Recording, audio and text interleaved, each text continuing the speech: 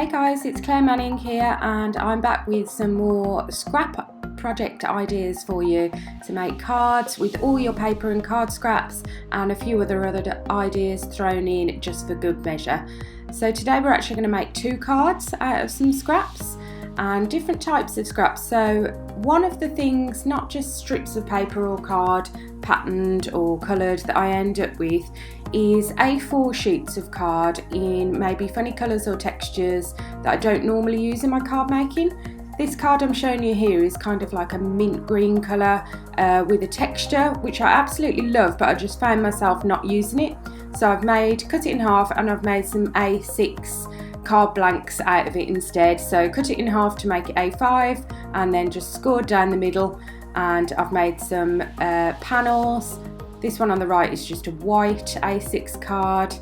Again, it's not really a card size I do much. I tend to do 5x7, but A6s are great to make out of A4 cardstock that you might have lying around that you don't use very often. So let's start off with the white one, and I'm going to use some other scraps of card. I've got tons and tons of these glitter strips. I've used some in scraps projects before, but I've still got loads left where I trimmed down a load of glitter card for some class projects that I was doing a while back, and these kind of strips have been lying around.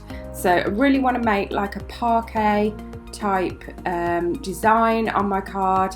So I need the strips to be roughly all the same width and not too long, and we're going to kind of design them and lay them out on the card.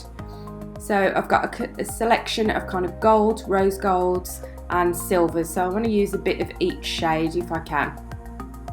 So for the design itself, where I'm going to use kind of diagonal strips overlapping, well, lying into each other so they make this kind of parquet look, I want a central line to start lining them up from, so I know every other piece that I put on is straight. So I'm just marking up using my craft mat as a guide, just doing a little pencil line just straight down the middle of the card, the panel that's going to sit on the card blank, just so I know where that middle mark is to start off with. So I'm going to start off with the gold glitter. This is Dovecraft, so it isn't a smooth glitter card, it's like the textured one, but that doesn't matter, either or for this. And I'm just going to decide where I want that first kind of V shape to be, and this is going to start off the design. So just roughly in your head and play around and decide where that's going to be, and then I need some double-sided tape that I'm going to adhere it down to. So once you've put the first 2 pieces on, the rest is really easy. So I'm actually going to use the double-sided tape directly on the card piece for this first bit, but then that changes as we go through, and I'll show you the reason why there. So I don't need double-sided tape across that whole strip because some of it will just get trimmed off. So I've just put a smallish amount on, and I'm just going to position it on that card. Again, use your craft mat, use those grids and that sectioning off that is already there for you to make sure everything's straight and exactly where you want it. Just pop this second piece of gold on, and that gives us our first kind of parquet V shape on the card. So this piece was a little bit discoloured and things like that, but the area that we're going to use, the rest will get trimmed off. So it's not a problem, and it's a really good way to use up odd pieces.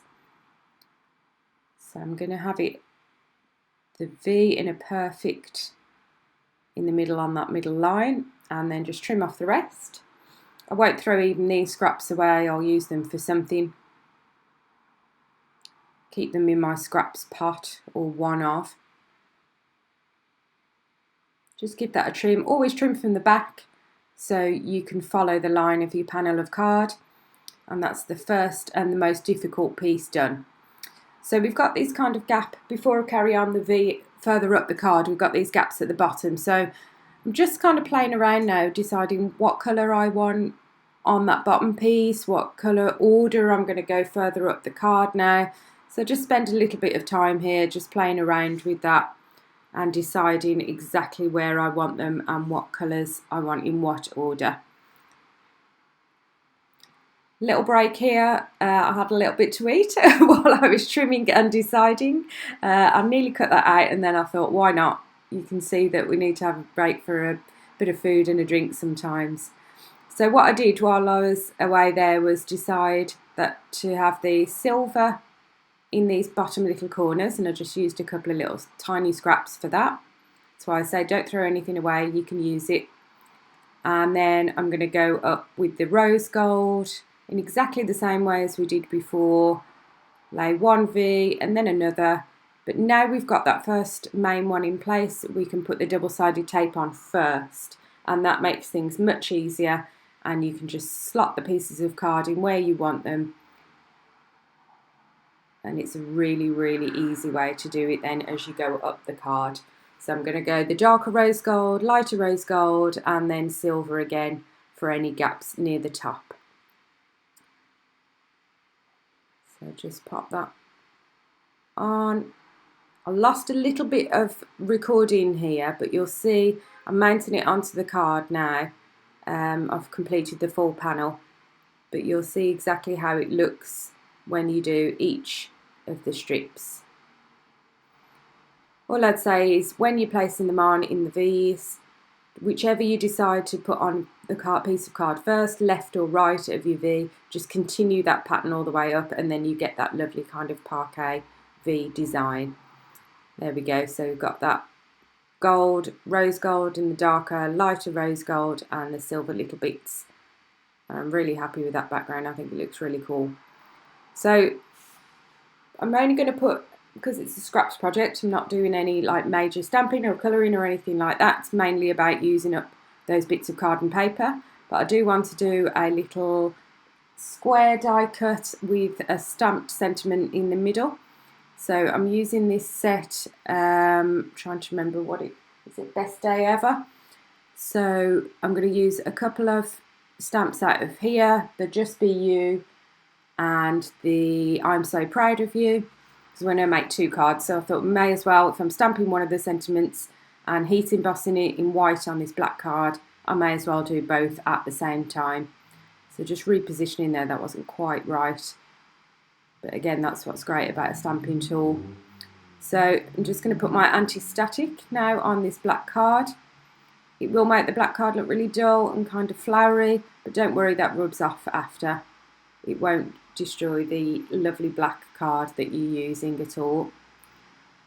And then stamp with an embossing ink, and I'm using our Thirsty Brush Luminosity embossing ink, and we're just going to stamp out and then set it with some of the pure white Luminosity embossing powder. You don't need these exact supplies, as always. Use what you've got in your stash, use your stamps, use your inks, whatever you've got. But if you do want these exact ones, I always link underneath for you so you know exactly what I'm using. So this is the clear embossing ink, and then now let's just pop on the white powder and we can heat set that. So the powder really is like a pure white, as the name suggests. So no creaminess to it at all, just a really nice white, shiny embossing powder. So I've heat set that, and I'm just cleaning off my stamps and popping them back onto the carrier sheet. They really do last a lot longer if you look after your stamps. You don't have to use wet wipers. I have. I'm really starting to, where I can, use more sustainable wipes and cloths that I can kind of put in the wash and reuse to be a little bit more eco-friendly on that. So just melting that powder and heat setting it now to get it all lovely and shiny.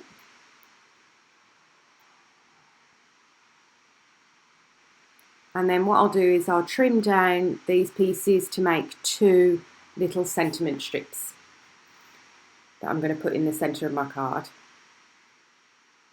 So like I say, that just brushes off, honestly, don't worry. Once you've trimmed it down, just run a dry brush or your finger over and any of that excess anti-static powder.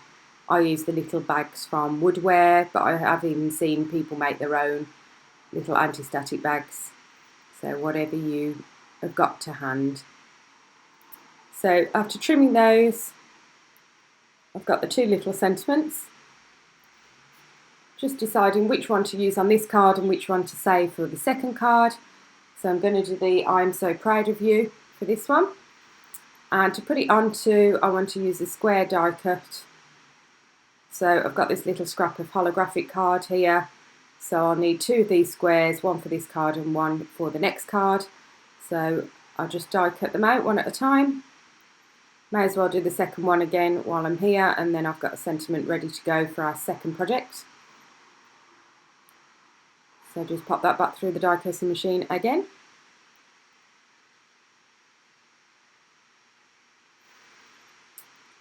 And I think I'm going to have that square sitting on an angle so it sits like a diamond, and then the sentiment in the middle like that.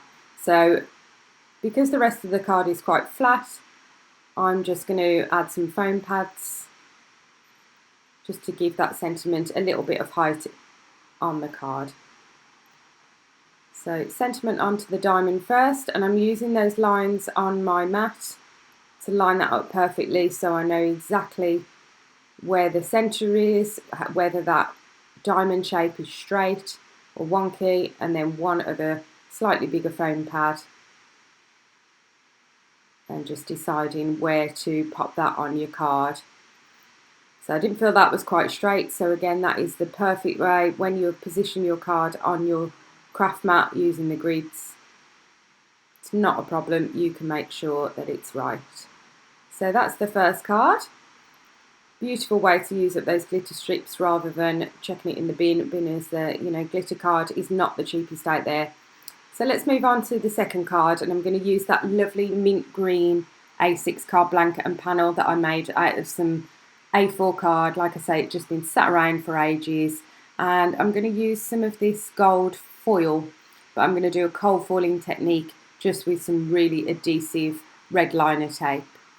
So I'm going to create like a kind of pattern, similar kind of feel, lines that kind of diagonals going in different direction to the other one. So it's not as scraps as such for paper, this one. It's a combo of using a type of card that was just lying around, so that's great. It gets rid of that for us while making a beautiful card. This red liner tape was kind of the end of a roll that had been lying around in a craft bag that I use when I go to create and craft, and it had become a bit mucky around the edges and there really wasn't much left.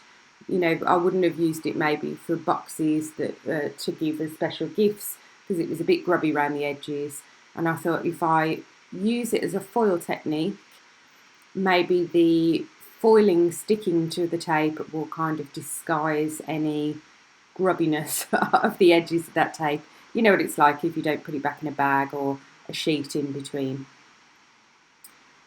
So almost identical to how I started the other card, I've got two strips of the tape, and I've put one going one way, one going another. But this time I'm going to, because we're not using pieces of card or paper, I'm going to mix up how I'm applying those diagonal strips. So I've speeded this one up a little bit for you because it takes a little bit of a while to decide where you want them, and that red liner tape is so sticky, ended up in a bit of a hot mess trying to get them all right, but got there in the end. So you'll see here I'll do a few in one direction, and then I'll move back and do a few stripes in another direction.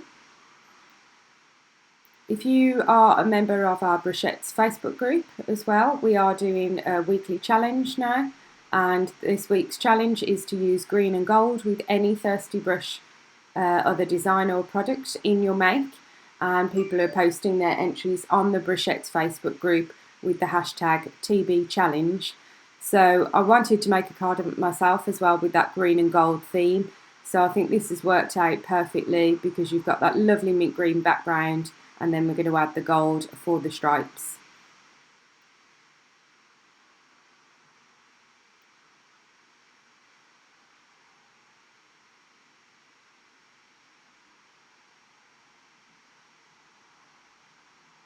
I always forget how sticky this red liner tape is until you start using it again and then realise it sticks to absolutely everything. I had little bits of it all over me doing this.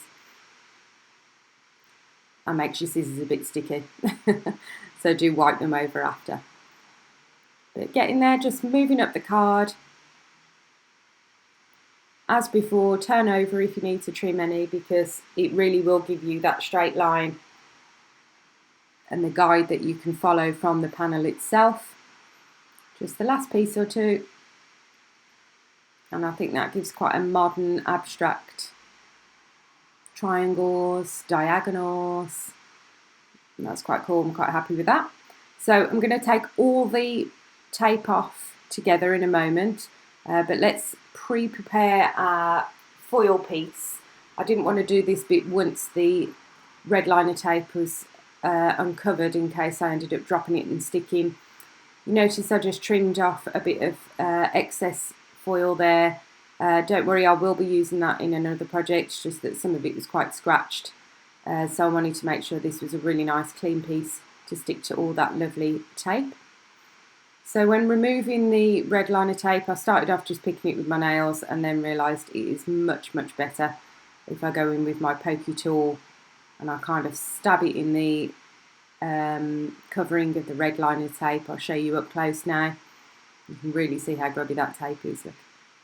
So you kind of poke it into the top layer, just be careful if it's sharp, and then that will help lift up, and you can always kind of put your finger or your thumb then underneath. It gives you something to grab onto. So I'll just do that again by the camera just to show you. So be very, very careful with this. You don't want to stab yourself. But if you just get the tip of that pokey tool in, and it, like I say, it just releases it for you. Much easier when you've got it on your surface and you're not holding it up to a camera like I was then. But you don't need any nails or anything then, you can just use the tools that you've got. So once all the tape, red liner tape, or the super sticky tape, whatever you're using, is positioned, I'm going to put it onto the foil rather than the other way around, rather than having the card piece and then putting the foil on, because I want it to sit really smoothly, and I just found that this is the easiest way to do it. And then we're going to kind of burnish it to make sure it's stuck to all of that tape. So on the back first, and I'm just using my scoring tool, or you could brayer it, or any other kind of tool that you've got to kind of score and burnish. Turn it over, and then let's go over those lines again. I started off with my finger, but then I ended up going back to my score tool, because I found that was a way that I could really see that all the foil had stuck to that tape, but it only takes a minute or so, if that. And then once you peel it back, you get a fabulous modern foil design straight on that kind of minty cardstock, and it's a really nice combination. In fact, I'm not even going to waste the excess on that. I'm going to save that for another project.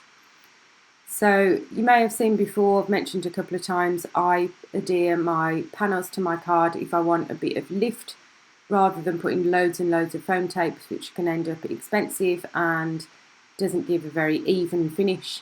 I cut down, a la Jennifer Maguire, these kind of fun foam, funky foam A4 sheets that I get from, say, The Works or Amazon, and I cut them down into pre-done panels and then just adhere them with double-sided tape.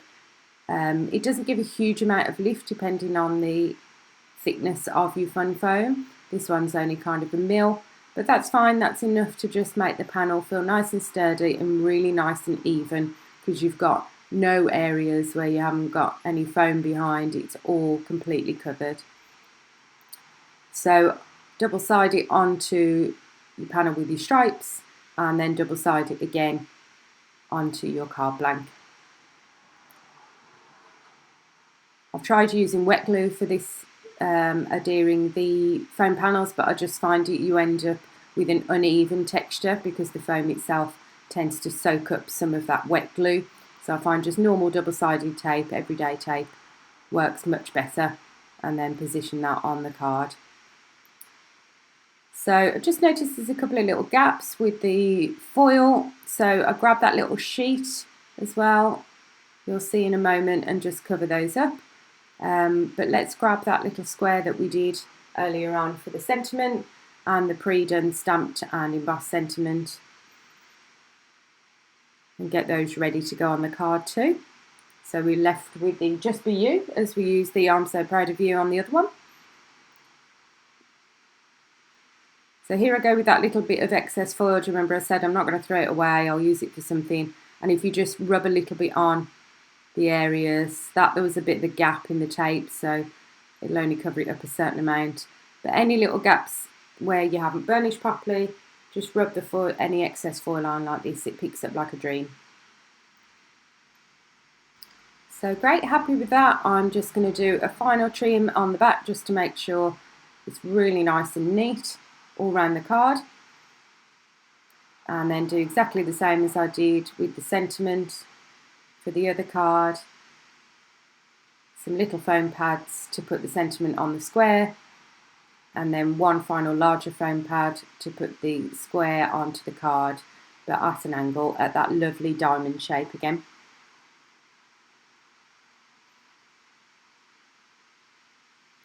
Using those grid lines as well to really line up and just get that sentiment on. So we've got two completely different card looks then here, using the same kind of feel and theme, different colours, different mediums that we've used. And I know this second one isn't technically scrap paper as such, but it really did use up some things that have been lying around for a long time in my craft room. So I think that counts. But we've got two lovely cute A6 cards, modern cards, fresh cards, that you can quickly do with scraps or things that you've not used a lot. So if you don't subscribe to my channel already, do give this video a thumbs up if you enjoyed it. Hit the bell by subscribe, and you can then get notified every time I upload a new video. But I will see you next time.